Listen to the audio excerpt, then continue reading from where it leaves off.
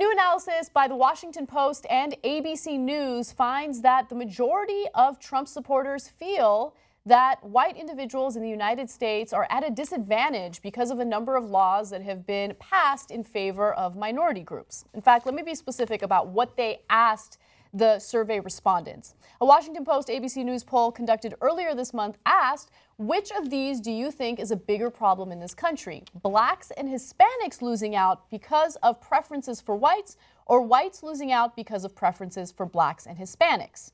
Now, what's interesting about this is, of course, when it comes to Republican voters, you will see a huge chunk of them believing that whites are the ones that are losing out. But if you look specifically at Trump, you see a much higher number. More than half of Trump supporters, 54%, thought white people losing out was a bigger problem. The share of Trump supporters who believed whites were losing out was 12 points higher than the share of all Republican voters surveyed in the poll who believe this.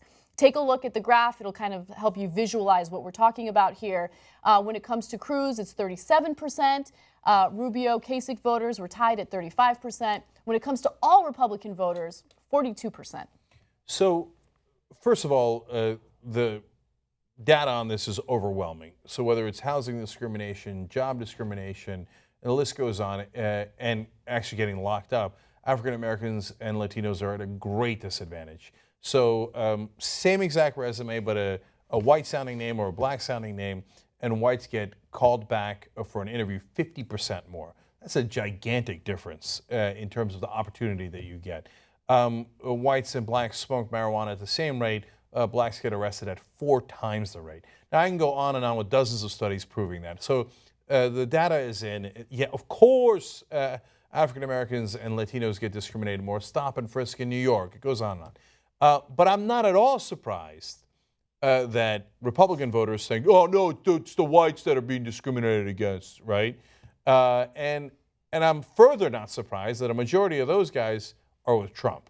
Yeah. I mean, here's the guy who got famous, at least in this campaign cycle, for saying Mexicans are rapists and criminals. I'm going to keep the Muslims out. So he's proudly run a campaign built on racism.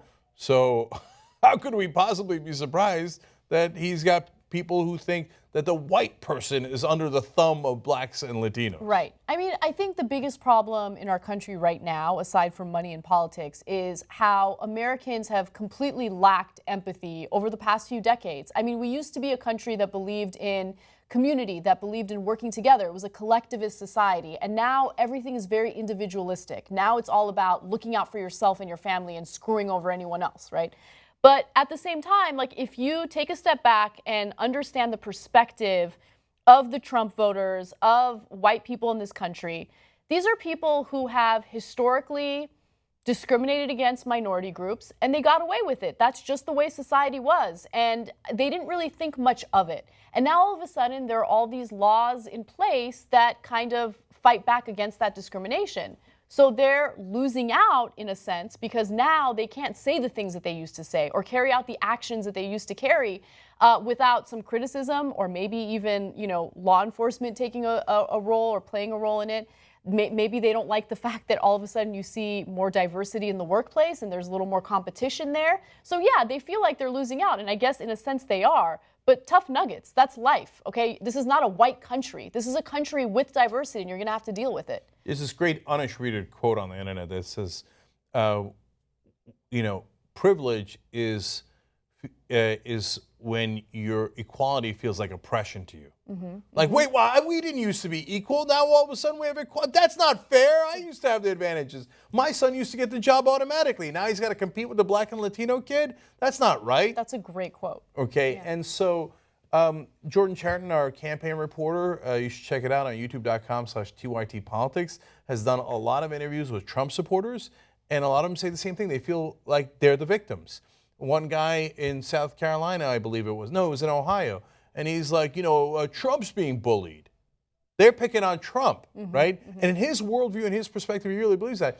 Look at what Bill O'Reilly does. He feeds off of that. He does the war on Christmas. We're the victims. Yeah. Christians, who are the overwhelming majority of the country, are the victims because somebody told us happy holidays instead of Merry Christmas, because we were used to having our religion enforced upon you. Right. Now, if you're Jewish or Muslim or atheist and you say Happy Holidays, well, that's equality. I don't want equality, right? I want my privilege back where you had to celebrate my goddamn Christmas, right?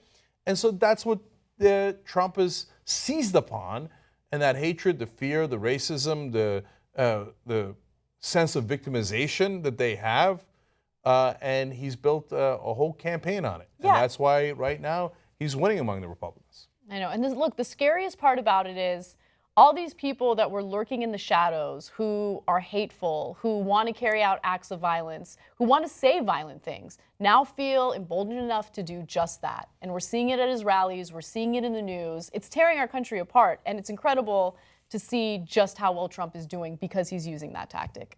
Trump has rebuilt the League of Shadows.